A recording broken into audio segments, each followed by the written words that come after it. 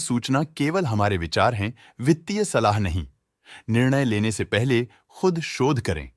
किसी भी लाभ या हानि के लिए हम उत्तरदायी नहीं हैं।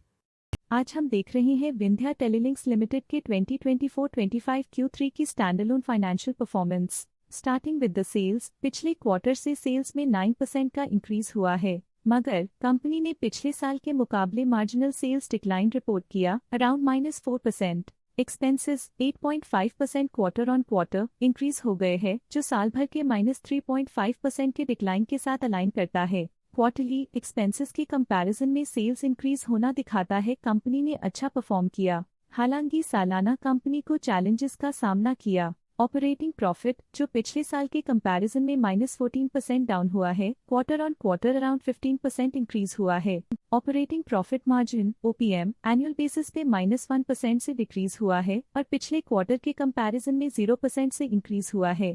एक्सेप्शनल आइटम्स को ऐड करके अदर इनकम पिछले क्वार्टर के कंपैरिजन में -77% गिर गई, बावजूद इसकी ईयरली ग्रोथ 15.5% हुई है। इंटरेस्ट एक्सपेंसेस पिछले क्वार्टर से 8% अप हुआ, लेकिन ईयर ओवर ईयर इंक्रीज 17% हुआ है। डिप्रिशिएशन कॉस्ट में 2% का क्लाइम देखने को मिला और ईयरली बेसिस पे -16% का डिक्रीज देखा गया। Profit before tax annually -26% decrease हुआ, लेकिन प्रीसीडिंग क्वार्टर से -7.5% डिक्रीज हुआ है। इस साल कंपनी ने 25.5% टैक्स पे किया और क्वार्टरली कंपनी ने 24.5% टैक्स पे किया है। नेट प्रॉफिट ने ईयर ऑन ईयर -25% का डिक्लाइन दिखाया, लेकिन लास्ट क्वार्टर से -12.5% का कंट्रैक्शन हुआ है। इस क्वार्टर के दौरान कंपनी का परफॉर्मेंस इतना अच्छा नहीं रहा।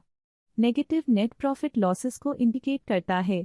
वहीं अगर एनुअल एनालिसिस की बात करें तो साल के दौरान कंपनी का परफॉर्मेंस अच्छा नहीं रहा। नेगेटिव नेट प्रॉफिट का मतलब है कि कंपनी प्रॉफिट के कंपैरिजन में नुकसान उठा रही है। अर्निंग्स पर शेयर EPS में ईयरली -25% का डिक्रीज देखा गया, लेकिन क्वार्टरली में 12.5% की गिरावट भी नजर आई। इस क्वार्टर में कंपनी का EPS इतना अच्छा नहीं रहा। नेगेटिव प्रॉफिट कमजोर एफिशिएंसी को दिखाता है। विंध्या टेलीलिंक्स लिमिटेड के फाइनेंशियल स्नैपशॉट को रिव्यू करते हुए कुछ मुख्य ट्रेंड्स सामने आए हैं, जो कंपनी की परफॉर्मेंस पे रोशनी डालते हैं। दिसंबर 2021 से दिसंबर 2024 तक विंध्या टेलीलिंक्स लिमिटेड की फाइनेंशियल जर्नी में सबसे पहले बात करते हैं सेल्स की। इस साल -1.5% की कमी के बावजूद पिछले 4 सालों में सेल्स में लगभग 1.5 गुना की वृद्धि हुई है। इस साल सेल्स में गिरावट आई है, लेकिन पिछले 2 साल में अच्छी ग्रोथ हुई थी, जो एक अस्थायी रुकावट को दर्शाता है। अब बात करते हैं एक्सपेंसेस की। इस साल एक्सपेंसेस 2% बढ़े हैं और 4 सालों में लगभग 2 गुना का इजाफा हुआ है।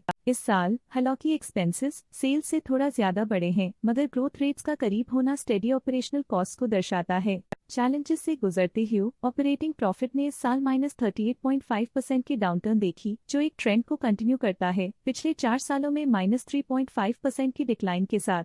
इस साल नेट प्रॉफिट में -29.5% की गिरावट हुई, लेकिन पिछले 4 सालों में 16% की बढ़ोतरी हुई है, जो कंपनी की मजबूती दिखाता है। इस साल EPS में -29.5% की कमी के बावजूद लंबी अवधि में देखा जाए तो 16% की मजबूत वृद्धि हुई है। चलिए अब बात करते हैं शेयर होल्डिंग पैटर्न की। विंध्या टेलीलिंक्स की शेयर होल्डिंग रिपोर्ट्स कुछ इस प्रकार की हैं, जो दिसंबर 2024 के 31 तक चलता है। ये रिपोर्ट कंपनी के शेयर्स की डिटेल्ड जानकारी देता है, जिसमें promoters, promoter groups, foreign investors, public investors और सरकारी एंटिटीज शामिल हैं। पब्लिक द्वारा हेल्ड शेयर्स का परसेंटेज 46.7% से इंक्रीज होकर 2024 के दिसंबर में 46.74% तक का इंक्रीज से देखा गया।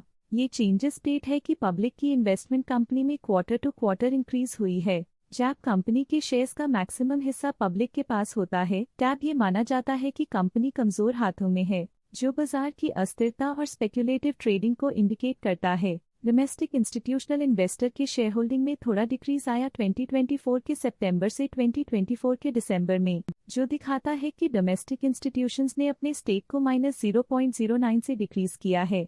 FII फॉरेन इंस्टीट्यूशनल इन्वेस्टर्स ने अपना शेयर होल्डिंग सितंबर 2024 में 1.42% से दिसंबर 2024 में 1.47% तक इंक्रीज किया। ये बताता है कि फॉरेन इंस्टीट्यूशंस ने कंपनी में अपना इंटरेस्ट 0.05% तक इंक्रीज किया है।